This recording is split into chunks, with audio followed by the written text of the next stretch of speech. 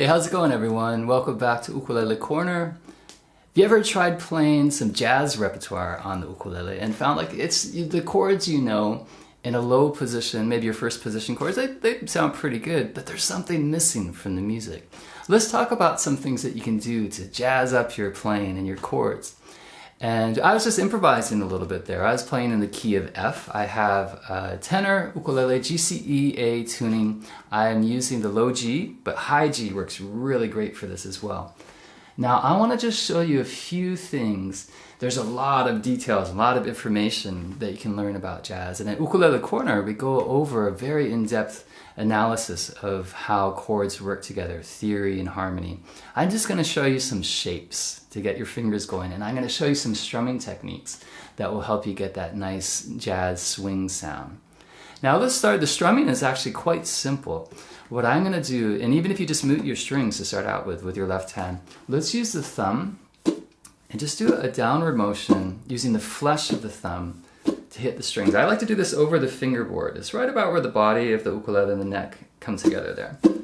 That's your down strum on downbeats, and then simply use your index finger, the flesh of the index finger, to do an up strum. So it's the swishing sound using the pad of the finger. Let's say if you just do that over a really basic C chord.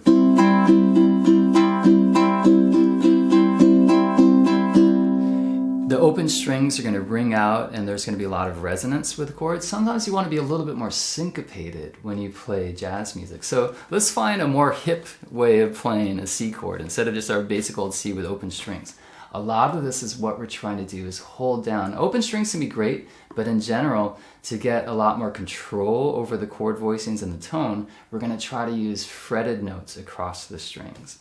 So I'll show you a couple ideas. One, a really great C chord shape that's used all the time is actually, it's based on, it has some pretty notes in it. Instead of just a good old C, I'm adding in a sixth and a ninth to the chord. And the shape is 2-2-3-3 going across the strings. I often do this using some kind of bar chord. It's very common with these jazz shapes that you have to learn how to flatten out your second or your third finger as well as the index. So I'm covering my index finger on the second fret notes, and on the top two strings I'm using my ring finger.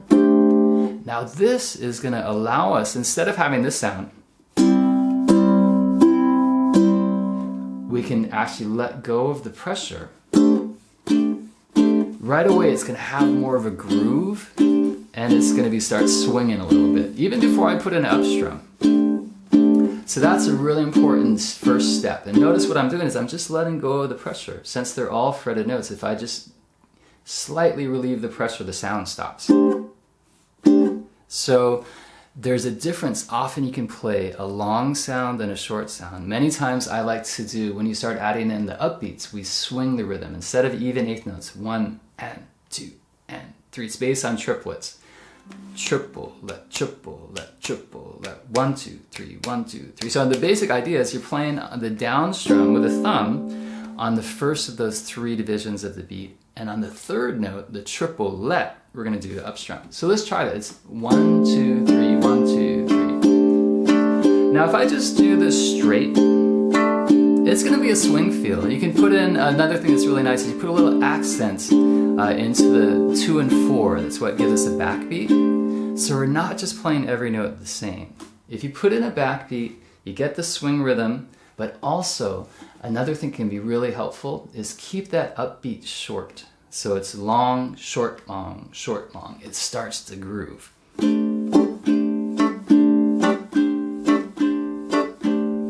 So I'm letting go of the pressure. I don't do it all the time, but sometimes it adds a nice texture. It's basically, it creates more of an accent in that, what we call the syncopation on the upbeat.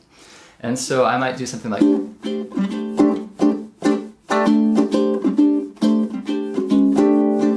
now if I go to, let's say if I'm playing C and I want to do a D minor 7 to a G7,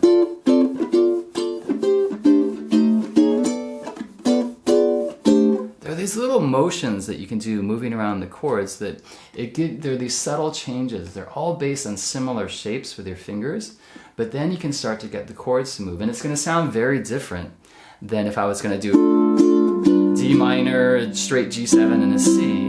Doesn't it sound very different? Even if I'm doing this technique with the strumming, it definitely gives you a little bit of swing feel, but if I start adding these other voicings,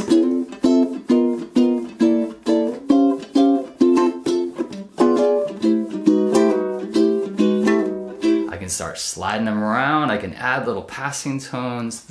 Your accompaniment becomes much more melodic, and you have a lot more control over the short notes versus the long notes. So let's look at a couple of voicings that you might try. Just a simple bar chord at the 5th fret. That's going to give you a really cool D minor 7. That's very different than just doing a straight D minor or D minor here. And you can get the sound to let go. All we want to do from here to get a G7, we're actually going to play a variation of G7. It's called G9. You move your first finger down 1 fret. You could put 3 fingers right in a row back on that 5th fret, but it's very common to do a little bar with your 3rd finger. That's really going to help your jazz playing if you can do this. So I'm going to actually put down 4th fret, and then 3rd finger lays across the top 3 strings at the 5th fret. Now, have you ever played a diminished chord? If you just move right into a diminished chord there, it's going to give you this really nice bit of tension. We use these altered dominants, they're called. These little tension notes that come in. This is a G7, but it's got this note it's called a flat 9. It's an A flat. Don't even worry about what it means yet. Just try to play it and get the sound in your ear. So I'm going to hit the D twice, then G9, right to diminish, then I'm going to go to C, and I'm going to then fall to a diminished chord at the 2nd fret. This is going to give us, this is a substitute for an A7. We're going to get this cycle. It's going to go D minor, G7, C, and then an A7. But we're now using these cool chord shapes, and it's going to sound like this. You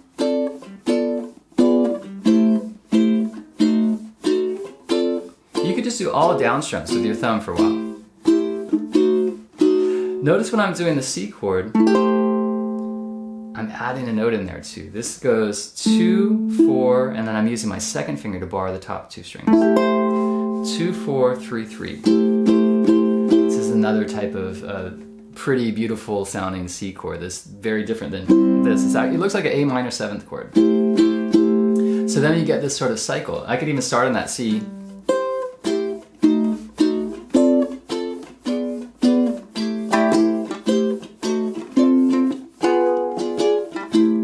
Now you're starting to get that swing sound. I'm not doing anything fancy with the strum, just using flesh, but I'm trying to get that triplet rhythm.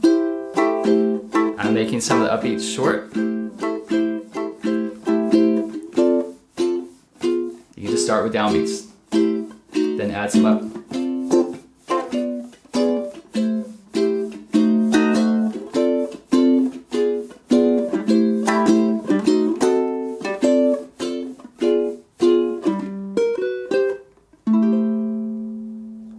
So that's a little bit of an introduction to some of the technique that you can use to make your ukulele sound great playing jazz. I think ukulele on the interpreting jazz music is one of the great strengths of the instrument. So I hope you have fun exploring some of these new chord voicings. We go into a lot more at Ukulele Corner, playing in different keys. We go over many of the traditional jazz standard songs. And what you'll start noticing is that there are common chord cycles. We just looked at this D minor, G7, C, it went to an A7. Those are the 1, 6, 2, and 5 chords. So it's a cycle that happens all the time. You've maybe heard of the cycle of fifths. So you'll notice that is used in many of the standard jazz songs. There are certain things that keep recurring. So once you've learned one way of navigating through the chords, you're ready to play countless songs. So I hope you enjoy that, have a lot of fun, and let me know what you like about jazz music and how you play it on the ukulele. You can leave a comment below, and I look forward to seeing you soon. Aloha.